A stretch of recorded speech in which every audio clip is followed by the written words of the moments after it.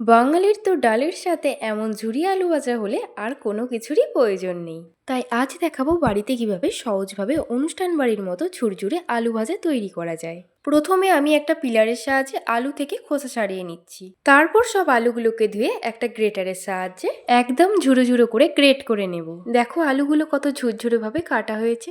এবার সব আলুগুলোকে ঠান্ডা জলে দিয়ে ভালো করে ধুয়ে পরিষ্কার করে তুলে নিয়ে আবারও আলুগুলোকে ঠান্ডা জলে দিয়ে ভালো করে পরিষ্কার করে ধুয়ে নেব। এতে আলুর যে আটা ভাবটা চলে যাবে আর আলু ভাজা হবে মুচমুচে। এবার এই আলুটাকে জল ঝরানোর জন্য রেখে দিতে হবে। তারই মধ্যেই কড়াইতে সাদা তেল দিয়ে গরম তেলে কিছু চীনাবাদাম 2-3টের মতো শুকনো লঙ্কা আর কারি পাতা দিয়ে ভেজে তুলে নেব।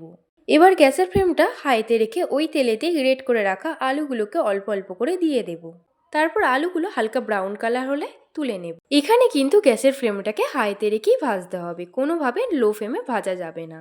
তারপর আবারও একইভাবে আলুগুলোকে ভেজে তুলে নেব। এবার ওই আলু ভাজার ওপর ভেজে রাখা বাদাম, শুকনো লঙ্কা, কারি পাতা, চাট মশলা আর বিট লবণ দিয়ে সব একসাথে ভালোভাবে উল্টে পাল্টে মিক্সড করে নিলেই তৈরি হয়ে যাবে পারফেক্টভাবে অনুষ্ঠান বাড়ির মতো ঝুরঝুরে আলু ভাজা।